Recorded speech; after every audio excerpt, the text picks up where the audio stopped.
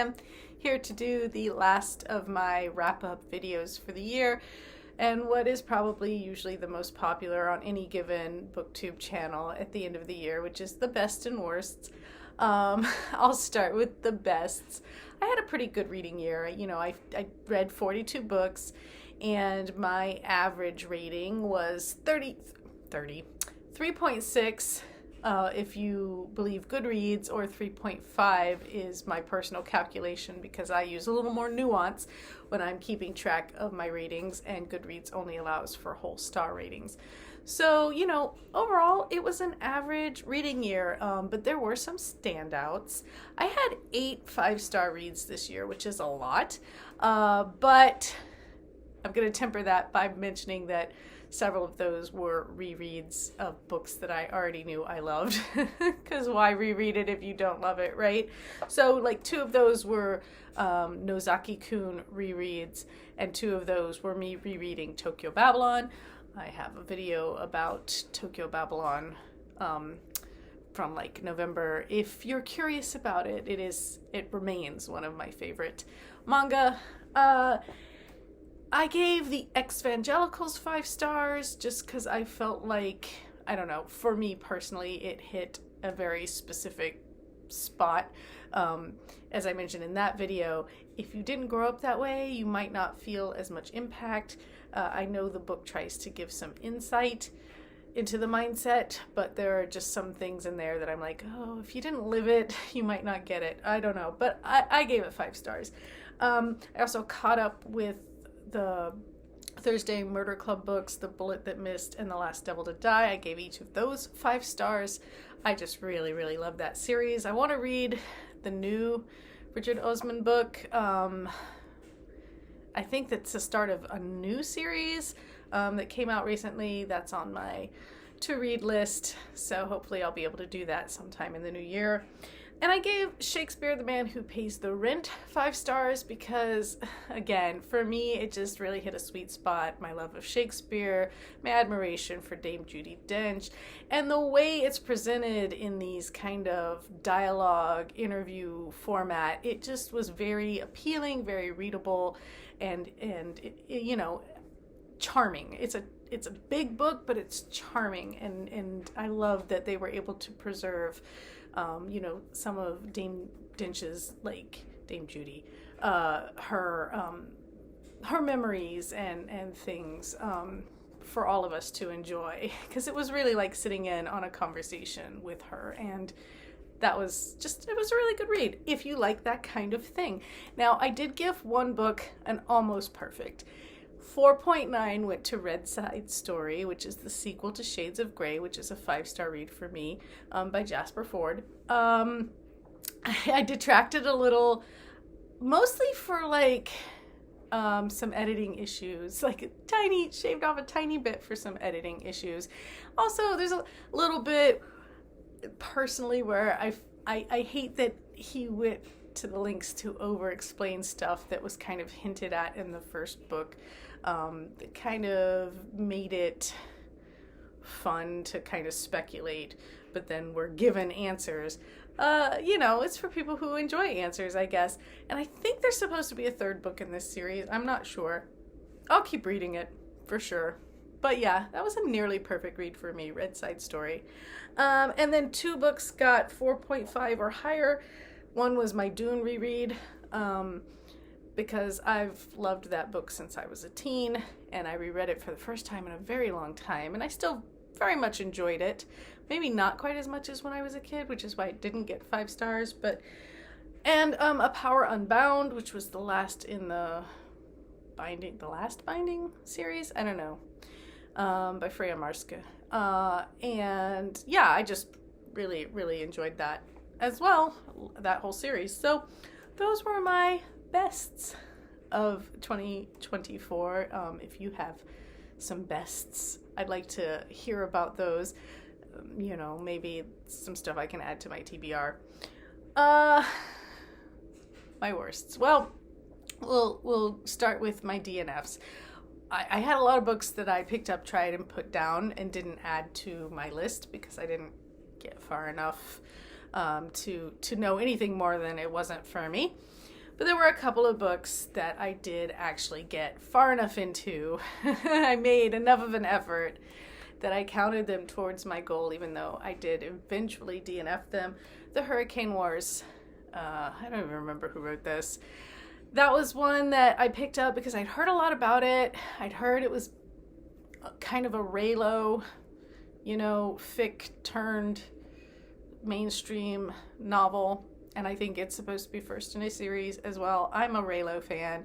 But what I discovered over the course of this year is that I'm not a fan of people taking Kylo and Rey and recasting them in some alternate universe story, where it's somebody who vaguely looks like Adam Driver and vaguely looks like Daisy Ridley, and it's not really Kylo and Rey. And that's a me thing, I don't know. It loses something if it's not those characters, if it's, some version of those characters with different names in a different world. It just doesn't ring the bell for me. So the Hurricane Wars, I couldn't get over the fact that this one place was called like Frost Plum or something. I was like, that's just, I don't know. It just felt so juvenile and dumb. And like, I was reading it and I just couldn't get into it. Maybe that's because I don't read a lot of like real sci-fi fantasy stuff, and it just isn't my thing if it's not a movie. I don't know. Because I like the Star Wars movies and things like that, Star Trek, and so I like sci-fi fantasy, like at least cinematically, but maybe reading it feels like too much work, or I don't know, I just wasn't connecting with it, so it was a no. And then Trouble by Lex Croucher. I had read Gwen and Art Are Not in Love, which we will talk about in a moment, and it's one of those things where the premise should have, but no, and Trouble was kind of the same thing for me. I don't know. It just, the end of the day, it's clear Lex Croucher isn't for me. If you like their work, great, awesome, good for you, go enjoy. I just can't. And so Trouble, I ended up setting, that was a Regency romance, but I couldn't like the main character at all, actually, and I think that was part of my problem with Gwen and Art, or Art and Gwen, or whatever it was, but anyway, those were the DNFs, Hurricane Wars and Trouble. Now, the lowest ratings I gave for books I actually finished was 2 stars. And one was for The Diamond as Big as the Ritz. Again, you can go watch me rant about that for about 20 minutes on another video. What do you want? It was written in the 1920s by F. Scott Fitzgerald, and it's racist, and it's all kinds of messed up. What do you want? Okay. And then To Love and to Loathe, which, again, I'm having trouble with these Regency novels, I guess. The premise was very Pride and Prejudice-y, or at least when I read the back of the book, that's what I thought I was gonna get. And then I just, again, could not like these characters. And if I don't like the characters, I just, no. And I read like 80% and skimmed the last 20 because I don't know, I just couldn't with that book. And I have a whole video about that too. You can go find that if you want. But those were the 2 lowest rated books that I actually finished. Those each got 2 stars. I gave 2.25 to The Only One Left by Riley Sager. Again, should have been totally my thing. I love books with creepy houses, weird locations, that kind of thing going on. And this one was about a caretaker in a house on top of a cliff taking care of his old person, and there's weird stuff going on, but the main character's just TSTL, too stupid to live, and I don't know, the love interest wasn't doing it for, I just no. So I gave it 2.25, and then The Shadow Key, I gave 2.3 stars, because, again, I don't know, that book was longer than it needed to be, honestly, And I wanted gothic creepy, and what I got was more like cult. And I saw the villain turn coming, you know, and I kind of, you know, it just, yeah, and it made some of what should have been the mystery a little too obvious for me. You know, other readers may feel differently. It didn't work for me. I wasn't into it. 2.35 to Gwyn and Art Are Not in Love, which I'm looking at it now. I'm going, I could have been a 2.2 or something. I don't know. It's like, at the time, it was one of the earlier books of the year, so maybe I was being more generous with my ratings. So that one, you know, is set medieval-esque in a world where they know the stories of Arthur and the knights, and the local kings and kingdoms are trying to kind of emulate that in a sense. They're trying to basically say, oh, you know, I don't know, we can be the new Camelot or whatever, or they're trying to like kind of adopt some of that glory onto themselves, if that makes any sense. But in any case, Gwyn, her name's not Guinevere, it's Gwendolyn, I think. But she is a princess, and she's betrothed to Arthur, who, I don't know, I can't remember. It was so long ago. She was betrothed to him, and they don't even like each other because she's a lesbian and he's gay, and so they do this whole kind of fake dating thing. They've known each other since they were kids, so there's an enemies to lovers, there's a fake dating, there's, you know, I don't know. It wasn't good. Like, it was one of those things where there's a lot of anachronistic stuff, and I think the author thinks it's funny or cute or clever, but it, for me, is not. Like, I'm just like, nah, I don't think it's any of those things. So I think that's why Lex Croucher probably isn't for me. In the same way that movies that like lean on bathroom humor for laughs are not for me. I'm not a fan of Ace Ventura either. A lot of people are. It's good for them. Not for me, you know, and it's just a matter of personal preference and taste. So, yeah. But yeah, I gave Gwyn and Art Are Not in Love a 2.35. And then I had a couple of 2.5s. I had three. So Old Flames and New Fortunes, which was that, I think also one of a series where the sisters run like a witchy candle charm kind of thing, and one of them grows flowers and makes magical bouquets or something.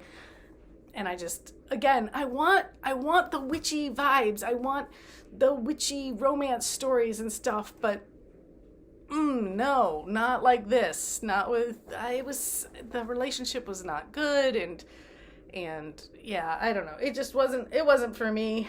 The Obstacle is the Way, which is a nonfiction self-help philosophy kind of thing that was recommended to me, but I just found rote and a little bit, like set in privilege that it wasn't acknowledging.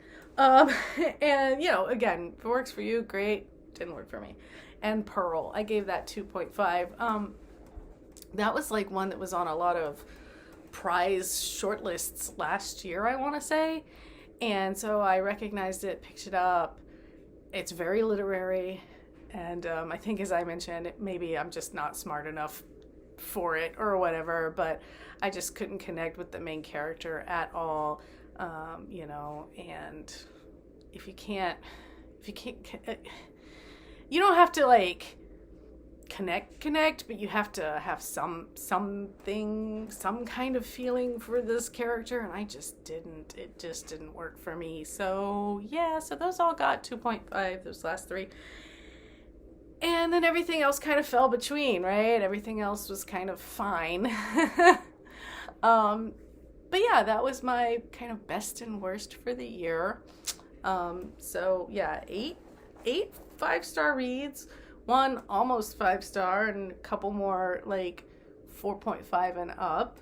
So that's pretty good. And then 2 DNFs and 2, 3, 4, 5, 6, 7, 8, 9, and then 9 that were 2.5 or lower. So yeah, I mean, it was pretty balanced on either end in that sense, I guess.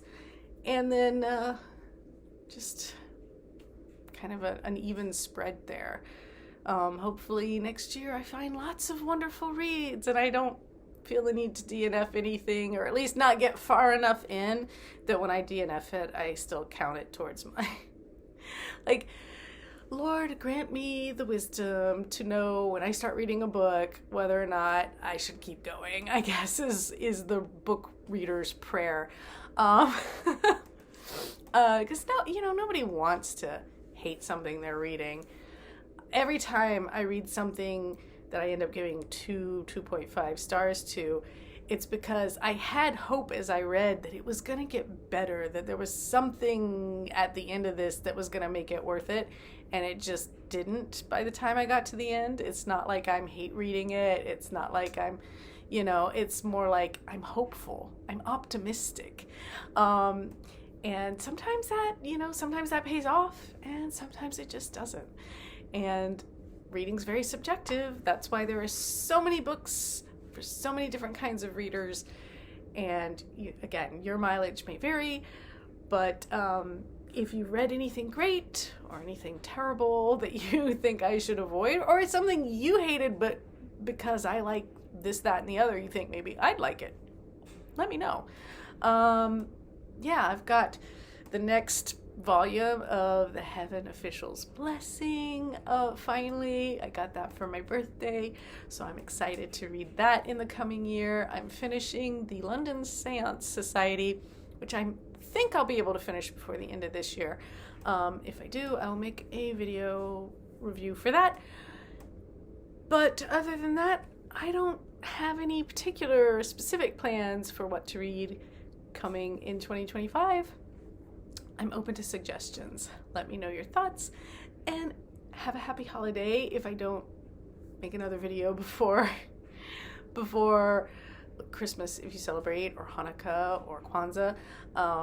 Then whatever holidays you enjoy, have a happy one, or just a winter break, or a Yule, or I'll probably at least make one more video before the new year. So I won't say Happy New Year just yet, but just in case. Okay, just in case. Happy New Year. And now I'll stop rambling. Until next time, whenever that time may be, take care.